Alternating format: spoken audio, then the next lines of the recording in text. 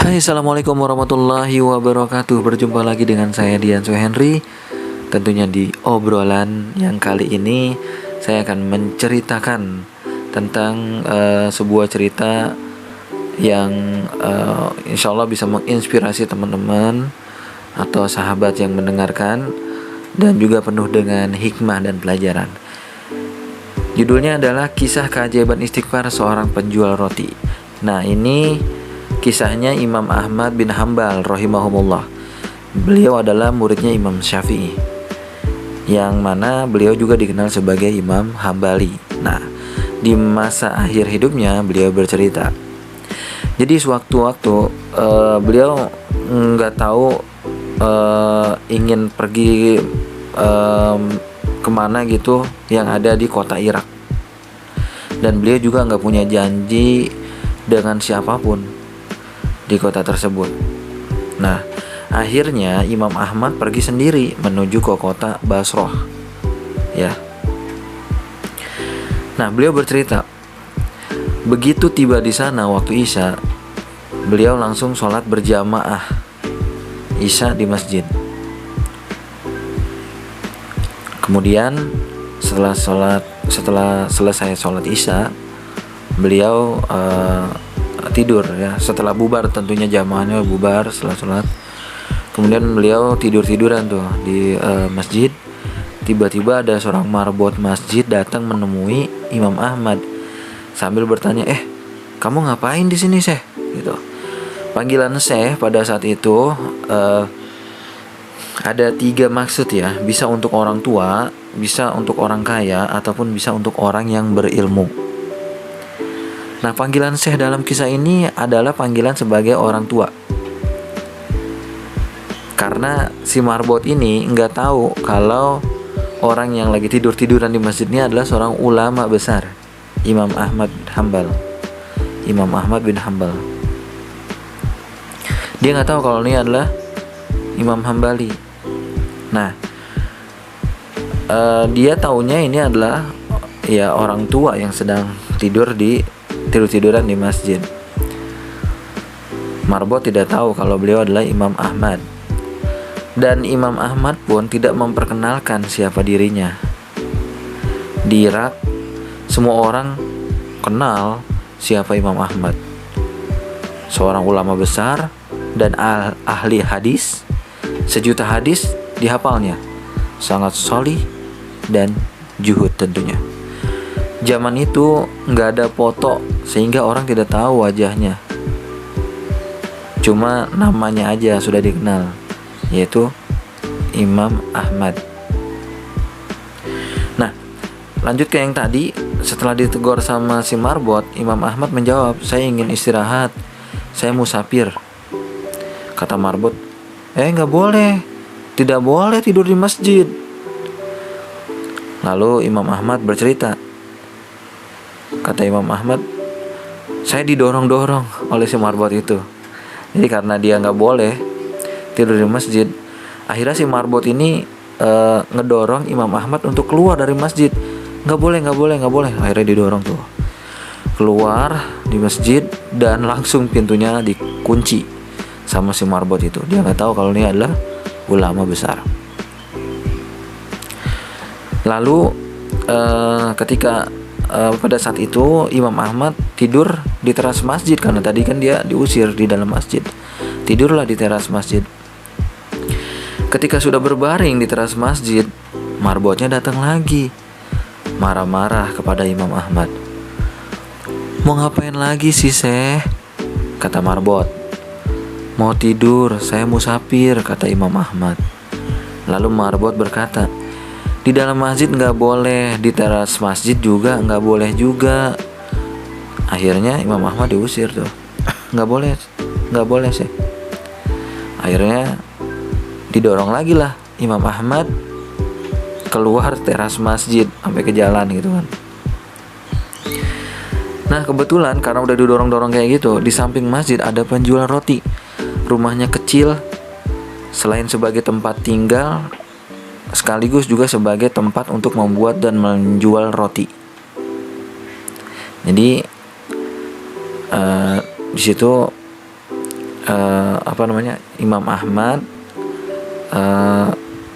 mampir ke rumah seorang penjual roti. Nah, penjual roti ini sedang membuat adonan sambil melihat kejadian Imam Ahmad didorong-dorong oleh marbot tadi, ya. Ketika Imam Ahmad sampai di jalanan, penjual roti itu memanggil dari jauh, "Mari Syekh, Anda boleh nginap di tempat saya. Saya punya tempat meskipun kecil." Kata Imam Ahmad, "Baik." Ya, nah, langsung Imam Ahmad masuk ke rumahnya, duduk di belakang penjual roti yang sedang membuat roti. Dengan tetap tidak memperkenalkan siapa dirinya, hanya bilang sebagai musafir. Penjual roti ini punya perilaku khas ya. Kalau Imam Ahmad mengajaknya bicara, dijawabnya. Kalau tidak, dia terus membuat adonan roti sambil terus-menerus melafalkan istighfar. Astagfirullah. Jadi ini si penjual roti ini, dia sambil buat adonan roti sambil beristighfar. Astagfirullahaladzim. Begitu terus. Kecuali kalau Imam Ahmad bertanya, maka dia berhenti beristighfar. Dia jawab. Setelah itu dia beristighfar lagi. Nah, dia beristighfar terus-menerus. Saat memberi garam, astagfirullah. Memecahkan telur, astagfirullah. Mencampur gandum, astagfirullah. Dia senantiasa selalu mengucapkan istighfar. Sebuah kebiasaan yang mulia. Nah, Imam Ahmad terus memperhatikannya di belakangnya. Lalu Imam Ahmad bertanya, "Sudah berapa lama kamu lakukan kebiasaan yang mulia ini?" Orang itu menjawab, "Sudah lama sekali Syekh, saya menjual roti sudah 30 tahun. Jadi semenjak itu saya melakukannya." Jadi selama 30 tahun dia selalu istighfar sambil buat roti. Nah, Imam Ahmad bertanya lagi, "Apa hasil dari perbuatanmu ini?" Maksudnya apa yang kau peroleh dari beristighfarmu ini gitu. Orang itu menjawab, "Alhamdulillah, lantaran wasilah beristighfar terus menerus, tidak ada hajat atau keinginan yang saya minta, kecuali pasti Allah akan kabulkan. Semua yang saya minta pasti langsung dijabah."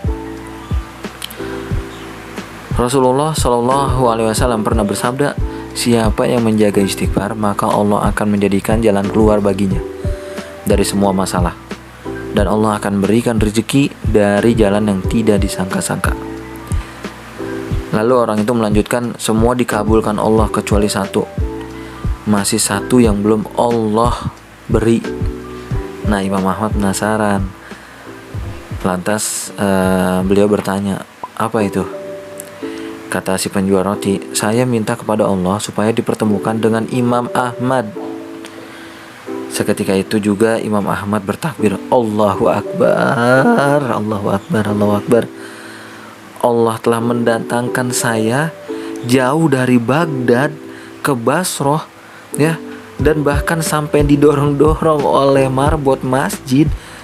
Kemudian saya tidur di teras, nggak boleh juga, didorong lagi sampai ke jalanan.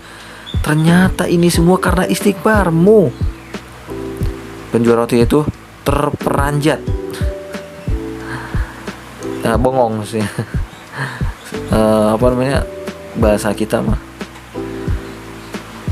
Nah, langsung si penjual roti itu memuji Allah. Ternyata orang tua yang berada di depannya saat ini adalah Imam Ahmad.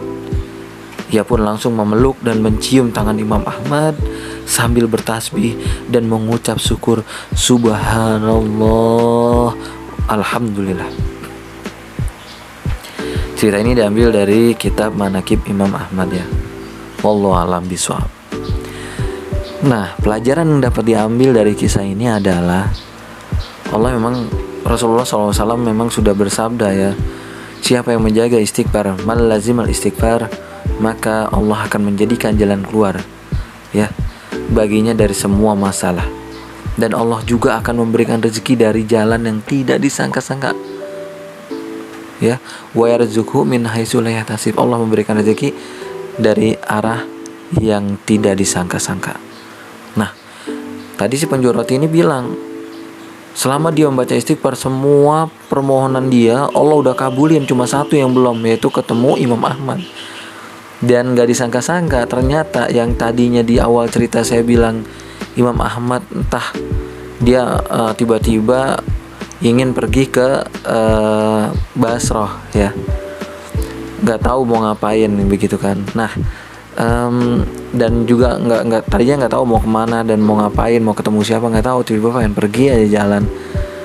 Dan itu ternyata sudah Allah tuliskan, maksudnya itu adalah hasil dari doa orang yang tadi yang pengen ketemu Imam Ahmad, dengan Allah dorong tuh ya untuk Imam Ahmad jalan ke situ gitu kan. Dengan yang tadi terjadi hal-hal yang kayak tadi mampir di masjid, tidur dan sebagainya.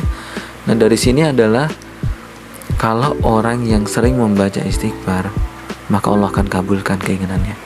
Makanya kalau kita misalnya menginginkan sesuatu, ingin terkabul, sering-seringlah membaca istighfar di setiap saat. Orang ini udah 30 tahun melakukan kebiasaan membaca istighfar.